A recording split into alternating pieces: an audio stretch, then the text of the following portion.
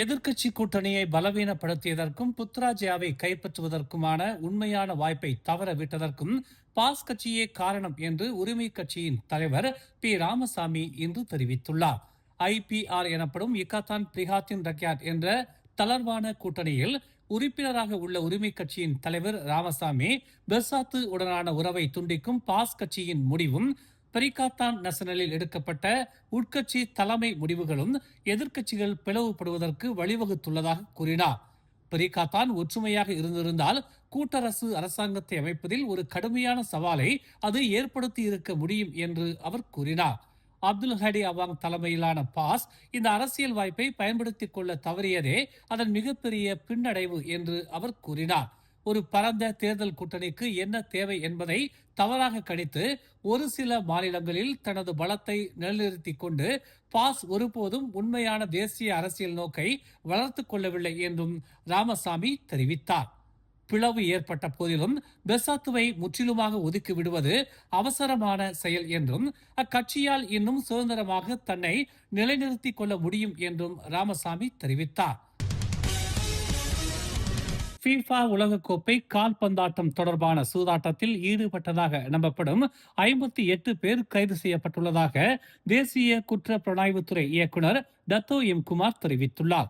கடந்த ஜூன் 11ஆம் தேதி முதல் ஜூலை 18ஆம் தேதி வரை பல்வேறு பகுதிகளில் ஓப்ஸ் சோகா சோதனையை மேற்கொண்டதாகவும் பல்வேறு வணிக கடைகள், அடுக்குமாடி குடியிருப்புகளில் ஆன்லைன் சூதாட்டத்தின் மூலமாக FIFA உலகக்கோப்பை கால்பந்தாட்டத்தின் சூதாட்டத்தை நடத்திய கும்பலைச் சேர்ந்த 4 பெண்கள் உட்பட 54 ஆண்கள் கைது செய்யப்பட்டிருப்பதாகவும் தேசிய குற்ற புலனாய்வுத்துறை இயக்குனர் டத்தோ எம் குமார் கூறினார்.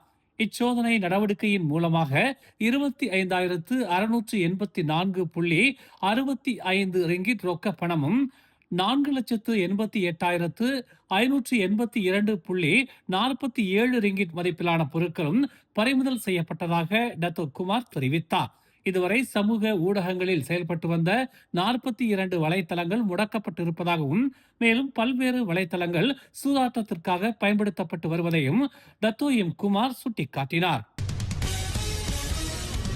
ஜொகூர் மாநில சட்டமன்ற தேர்தலில் DAP 17 தொகுதிகளில் போட்டியிடும் என்பதை அக்கட்சியின் பொதுச் செயலாளர் அந்தோனி லோக் உறுதிப்படுத்தியுள்ளார். 2022 ஜொகூர் மாநில சட்டமன்ற தேர்தலில் DAP 14 சட்டமன்றங்களில் போட்டியிட்டு 10 சட்டமன்றங்களில் வெற்றி பெற்றது. இந்த தேர்தலில் 17 சட்டமன்றங்களில் போட்டியிடும் என்று அந்தோனி லோக் தெரிவித்துள்ளார். DAP கட்சியின் முதல் வேட்பாளர் சூ போ யி மெங்கிபால் சட்டமன்றத்தில் போட்டியிடுவார் என்று நேற்று நடைபெற்ற கூட்டத்தில் அந்தோனி லோக் தெரிவித்தார். DAPயின் மற்ற வேட்பாளர்களை பக்காத்தான் தலைமை உறுதி செய்த பின்னர் அதிகாரப்பூர்வமாக அறிவிக்கும் என்று அந்தோனி லோக் கூறினார். ஜொகூரின் புத்ரி வங்சா சட்டமன்றத்தில் DAP போட்டியிடாது என்றும் PKR அமானா கட்சிகள் புத்ரி வங்சா சட்டமன்ற வேட்பாளர் குறித்து சுமூகமான ஒரு பேச்சுவார்த்தையை மேற்கொள்ள வேண்டும் என்றும் அந்தோனி லோக் வலியுறுத்தினார்.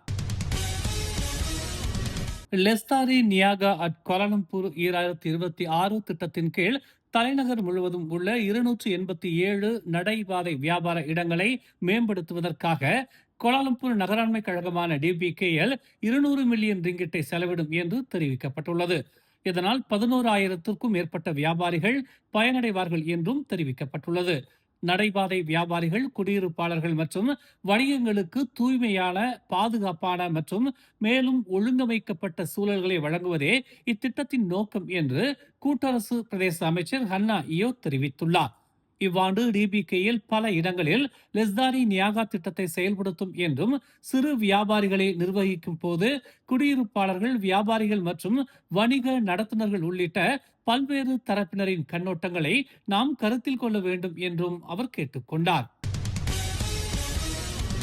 லாருட் நாடாளுமன்ற உறுப்பினர் ஹம்சா ஜைனுடீனை புதிய எதிர்க்கட்சி தலைவராக நியமிக்க 61 எதிர்க்கட்சி நாடாளுமன்ற உறுப்பினர்கள் ஒப்புக்கொண்டுள்ளதாக பரிகாத்தான் நேஷனல் கட்சியின் தலைமை கொறாடா தக்யுடின் ஹசான் மக்களவை சபாநாயகர் ஜொஹாரி அப்துல்லுக்கு கடிதம் எழுதியுள்ளார்.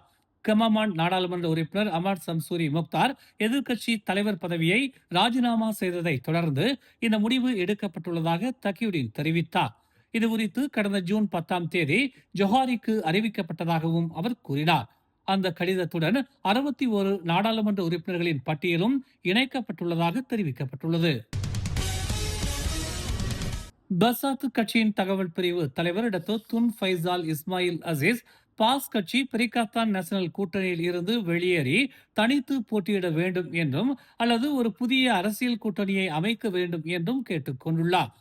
முஃபாகாட் நேஷனல் கூட்டணியின் கீழ் அம்னோவுடன் கூட்டணி அமைப்பதையோ அல்லது பார்ட்டி வவாசான் கட்சியை உள்ளடக்கிய ஒரு புதிய கூட்டணியை அமைப்பதையோ பாஸ் கட்சி பரிசீலிக்கலாம் என்று அவர் கூறினார். பாஸ் கட்சி வெளியேறி தனக்கென ஒரு கூட்டணியை அமைக்க வேண்டும் என்றும், ஏனெனில் அதன் செயல்பாடுகள் பரிகாத்தான் நேஷனல் கூட்டணியின் நிலைத்தன்மையையும் நற்பெயரையும் அதிக அளவில் பாதிப்பதாகவும் அவர் தனது முகநூல் பதிவில் தெரிவித்துள்ளார். பாஸ் கட்சி கூட்டணிக்கு ஒரு சொத்தாக இருப்பதை விட ஒரு சுமையாகவே மாறிவிட்டது என்று அவர் தெரிவித்தார்.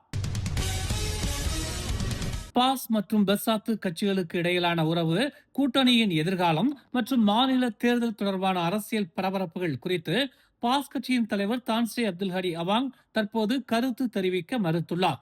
இன்று ருசிலா பள்ளிவாசலில் நடைபெற்ற சொற்பொழிவுக்கு பிறகு செய்தியாளர்களை சந்தித்த அவர், பரிகாத்தான் நேஷனல் கூட்டணிக்குள் நிலவி வரும் விவகாரங்கள் குறித்து தற்போது எந்த கருத்தையும் வெளியிட விரும்பவில்லை என்று தெரிவித்தார். குறிப்பாக பாஸ் மற்றும் பெசாத்து கட்சிகள் தனித்தனியாக தங்களது நிலைப்பாட்டை வலியுறுத்தி வரும் நிலையில் இரு கட்சிகளுக்கும் இடையே பிளவு ஏற்படுமா என்ற கேள்விகள் அரசியல் வட்டாரங்களில் எழுந்துள்ளன. மேலும் ஜொகூர் மற்றும் நெகிரி செம்பிலான் மாநில தேர்தல்களில் கூட்டணியின் சின்னத்தை பயன்படுத்துவது தொடர்பான விவாதங்களும் கவனம் பெற்றுள்ளன. இருப்பினும் இந்த விவகாரங்கள் குறித்து கருத்து தெரிவிக்க மறுத்த ஹடியவாங், பரிகாத்தான் நேஷனல் தலைவர் மற்றும் பாஸ் கட்சியின் உதவி தலைவர் Datuk Seri doctor Ahmad Samsuri Mokhtar ஏற்கனவே விளக்கம் அளித்துள்ளதாக கூறினார். இப்போது சம்சூரியின் அறிக்கையே போதுமானது என்றும், அடுத்த வாரம் தமது முறை வரும், அப்போது தாம் கருத்து தெரிவிப்பேன் என்றும் அவர் சுருக்கமாக பதிலளித்தார். மேலும் செய்திகளை தெரிந்து கொள்ள தமிழ் மலர் இணையதளம், தமிழ் மலர் செயலி மற்றும் மலர் டிவி யூடியூப் சேனலை வலம் வாருங்கள். எங்களோடு இணைந்திருக்க மலர் டிவியை பதிவு செய்து கொள்ளுங்கள். உறவுகள் மகிழ்ந்திட விருப்பம் மற்றும் பகிர்வு சேவையை சொடுக்கிடுங்கள்.